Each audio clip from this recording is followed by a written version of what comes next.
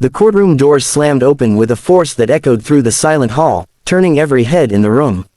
Papers trembled, conversations died mid-breath, and there she stood, Ava Sinclair, dressed not in the soft pastels she once wore, not with the trembling uncertainty everyone remembered, but in black. Sharp, unforgiving, her eyes didn't search the room. They locked onto him. Daniel Mercer froze. For a brief second, the confident smirk that had lived on his face for weeks flickered, just slightly, but enough for those watching closely to notice. He hadn't expected her to show up like this. Not today, not after everything, not after he thought he had already won. Have you ever seen someone walk into a room and completely change the air around you? Like the temperature drops, like something unseen shifts beneath your feet. That was what Ava did in that moment. Even the judge adjusted in his seat, sensing something heavier than a routine divorce proceeding. Daniel leaned back in his chair, forcing a chuckle under his breath, masking the unease crawling up his spine. You finally decided to show up, he muttered, just loud enough for her to hear. Ava didn't respond. She simply walked forward, each step measured, each heel striking the polished floor like a quiet warning. Her lawyer followed behind her, carrying a file so thick it bent slightly under its own weight. That was the first sign something wasn't right. Daniel's lawyer frowned. The judge cleared his throat. Ms. Sinclair, you are late. We were about to proceed with the final ruling. Ava finally spoke, her voice calm, too calm. My apologies, Your Honor. I wouldn't want you to finalize a decision based on incomplete information. Daniel's smirk returned, sharper this time. Incomplete. Everything's been settled, Ava. You signed. You walked away. Remember, did she? For a moment, the room felt like it held its breath. Ava slowly turned her head, her gaze meeting his. And there it was, the thing Daniel didn't recognize anymore. Not fear, not sadness, power. Did I? She said softly. Something in his chest tightened. The judge gestured impatiently. If there is new evidence, present it quickly. Ava's lawyer stepped forward and placed the heavy file on the table. The sound echoed louder than it should have. Papers spilled slightly from the sides, documents, contracts, photographs, bank records. Daniel's lawyer leaned in, flipping through the top pages. And then his expression changed. Subtly, but unmistakably. Daniel noticed. What is it? He whispered sharply. No answer. Instead, Ava took a slow breath, her fingers brushing the edge of the table as if grounding herself. But her voice, when she spoke again, didn't shake. Your Honor, I would like to request a reconsideration of the asset division and the validity of the agreements previously signed under coercion.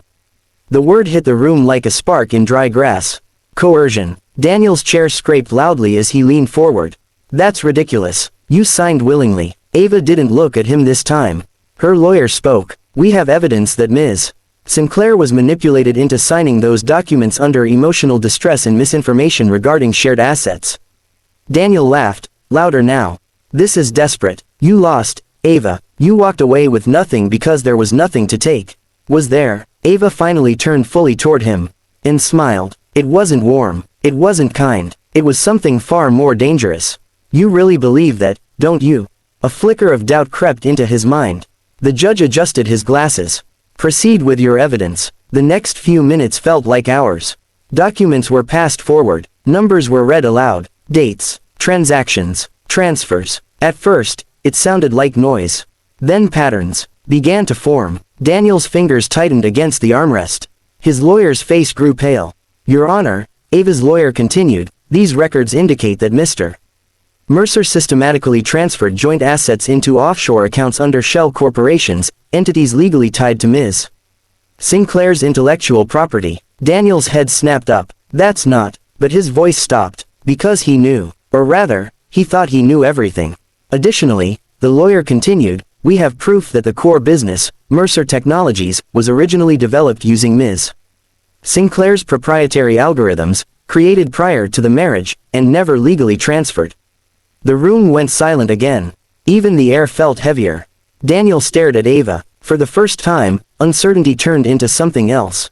Fear. Have you ever realized, all at once, that the ground you were standing on wasn't solid at all? That everything you thought you controlled was slipping through your fingers? That was Daniel now. This is fabricated, he said, but his voice lacked conviction. Ava stepped closer. No, she said quietly.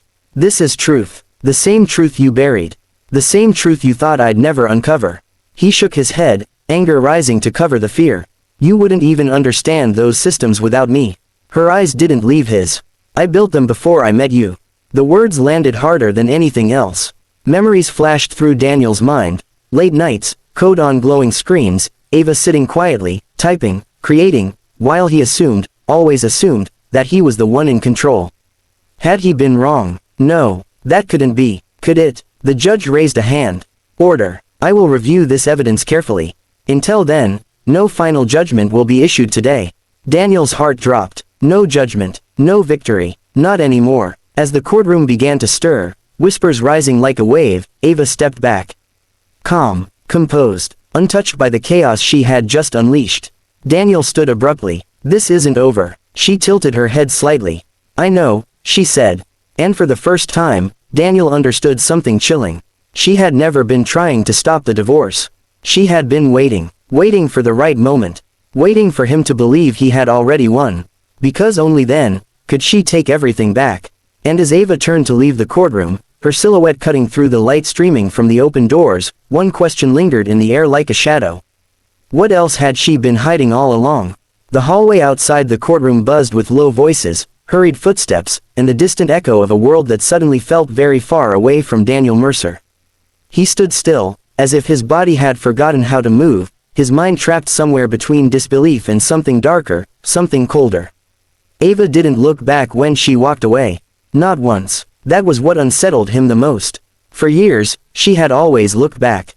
Even after arguments, even after silence stretched between them like a canyon.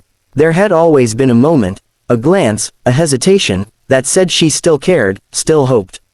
But not today. Today, she walked like a stranger. No, worse than a stranger. Like someone who had already closed the chapter.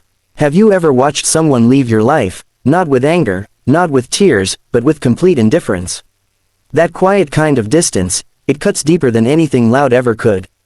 Daniel swallowed hard and turned toward his lawyer, who was still flipping through the documents with shaking hands. This is nothing, Daniel snapped, though his voice came out tighter than he intended. We can fight this. It's just paperwork. His lawyer didn't respond immediately. That silence was louder than any answer.